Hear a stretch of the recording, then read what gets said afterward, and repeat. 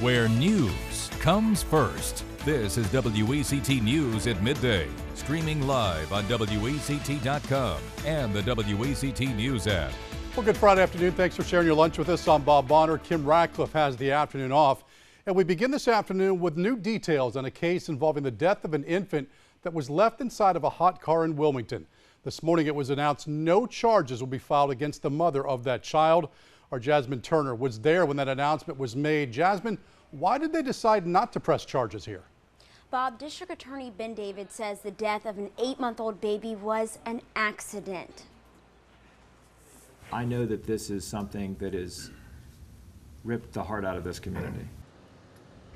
May 25th, when Nancy Wilkins realized she had not dropped off her son at Pax Natura Daycare Center. 911 calls from that day painted a frantic scene as the baby was discovered in the back seat. He had been there for close to 8 hours. District Attorney Ben David said it took weeks of investigating to come to the decision to not charge her, and that the case showed no signs of criminal negligence. Sometimes the question is not can we, but should we? Can we file charges? Yes. We could have sent something to a grand jury. We could have had a public debate in the public square about what all this means. But if you actually look at the purposes of punishment, when you look at where we're going to be at the end of all of this, the best thing to do is to say no charges and to get the word out about how we can prevent similar ones in the future. David also said that the mother was not and is still not a threat to the community, and her going to jail would not make our streets any safer. District Court Judge Jake Corpening, along with other police chiefs, spoke at the press conference today, and they reminded the community to always take a second glance before locking a car to make sure a child hasn't been left behind. Reporting live in the newsroom, Jasmine Turner, WECT News. And we do have an update to a fatal accident that happened in Bladen County. This is new information at noon. Within the last 20 minutes, we've learned the name of that victim. 16-year-old Kasia Hayes was struck and killed while she was walking along West Broad Street. This was about 9:30 last night. Following that accident, the driver of the SUV did call 911. Hayes then taken to Kafer Valley Hospital, where she was later pronounced dead. No charges are expected against that driver. A woman who was just added to the FBI's most wanted list for a double murder in Wisconsin has been found in Fayetteville. Shanika Miner is in custody now after 3 months on the run. She's accused of killing her former high school classmate who was 5 days away from delivering her third child. Why? Because her mother said the woman was playing loud music at an unreasonable hour. Police say Miner shot that neighbor in the chest, then fled. She'll now be extradited back to Wisconsin. This afternoon, a Pender County man in custody facing several charges of crimes against children. Bobby Moretz being held in the Pender County Jail on more than $1 million bond.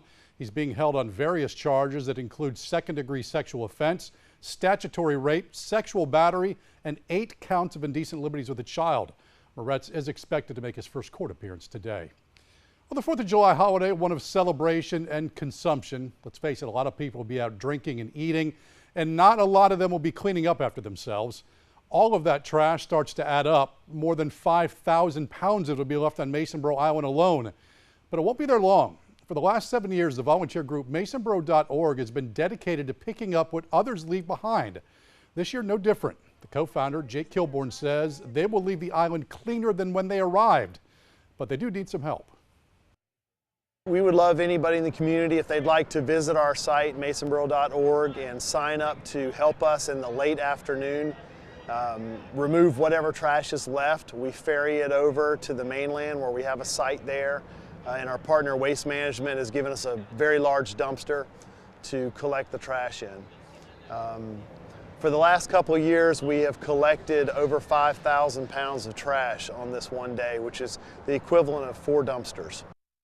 And if you are interested in signing up, we have you linked up to the story on our website as well as on our mobile app. And you'll see strong law enforcement presence this weekend on the water as well as on the land. The Wrightsville Beach police chief saying his department will be fully staffed to help with service calls, traffic issues, and ordinance enforcement. He also says there will be good presence at public and private docks to enforce boating regulations, also cracking down on illegal water taxing. Again, we're seeing a lot of images there of people on the beach enjoying the weekend, and that's what people want to know. Can they do that this weekend? Yeah, each and every day there will be time to enjoy outside, including at the beach. Today, the beach is drying out after a Complex of showers and storms having your number for much of the morning. You see the progression on a 3-hour radar. All of those showers moving to the east right now. See a few pop-ups here on the backside as we're left with leftover humidity, so that's going to allow the atmosphere to bubble up as far as shower thunderstorm coverage goes this afternoon. So some new flare-ups, because you ever feel like you get some rain in the summer and all it does is serve to reinforce the humidity. That's kind of where we're at this afternoon, as temperatures, having been rain-cooled in the 70s in many spots in southeastern North Carolina, reassume a position into the 80s this afternoon. Certainly a future radar, part of this composite model from 2 to 6, showing a resurgence of those pop-up showers and locally heavy storms. And then we'll take it one further from 6 to 10, a general pulse down in the coverage of showers and storms between that time. So Bob, you got to pick your spots to be outside. Keep an eye to the sky and your interactive radar on the WECT mobile weather app. We'll take the forecast through the holiday weekend in the full segment coming up.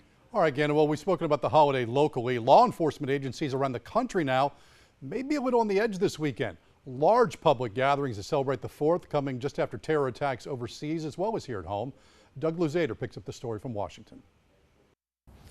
Well, they're already making preparations here on the National Mall for the big 4th of July celebration. This is always a massive undertaking as far as security is concerned, and that element has taken on new urgency this year. Sure, the fireworks may be the big draw here in Washington for the 4th, but while hundreds of thousands of visitors are looking toward the sky, scores of police officers will be looking at them.